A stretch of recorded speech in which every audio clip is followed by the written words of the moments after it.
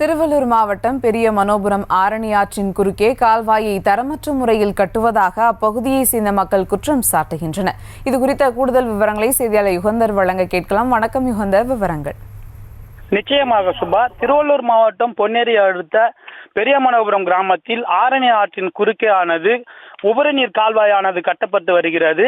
அதில் என்ன குறைகள் என்றால் தரமற்ற பொருட்களை வைத்து அந்த கால்வாயானது அமைக்கப்பட்டு வருகிறது. அதுவும் இல்லாமல் அதே ஆற்று பகுதியில் உள்ள சவுடு மணல் எடுத்தும் அந்த இதனை தரமற்ற முறையில் கட்டப்படுவதாகவும் தெரிவிக்கப்படுகிறது.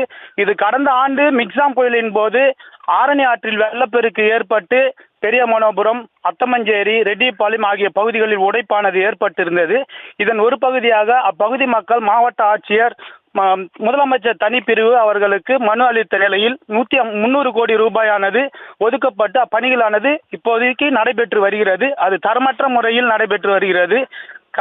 கரைகளை பலப்படுத்தும் பணியிலும் பொதுப்பணித்துறையினர் ஈடுபட்டு வருகின்றனர். இதில் லாரிகளை கொண்டு வெளியில் இருந்து மணல் அள்ளி கரை மீது கொட்டி கரைகளை பலப்படுத்த வேண்டும். ஆனால் கான்ட்ராக்டர் என்பவர் அதே பகுதியில் உள்ள அருகாமையில் உள்ள ஜேசிபி இயந்திரங்கள் மூலம் கரையின் மீது மணல்கள் கொட்டியும் அதை பலப்படுத்தி வருகின்றனர். அது சிறு மழை கூட நிற்காது எனவும் அப்பகுதி மக்கள் குற்றம் சாட்டி வருகின்றனர். இந்த நிலையில் தரமற்ற அதிகாரிகள் ஒரு பார்வையும் இடுவதில்லை எனவும் குற்றம் சாட்டி வருகின்றனர்.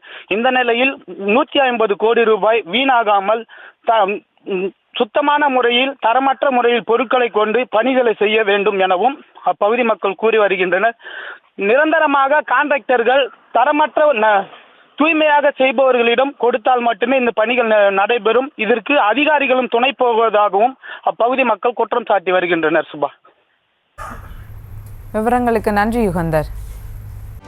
செய்திகளை உடனுக்குடனும் துல்லியமாகவும் தெரிந்து கொள்ள சப்ஸ்கிரைப் பண்ணுங்க.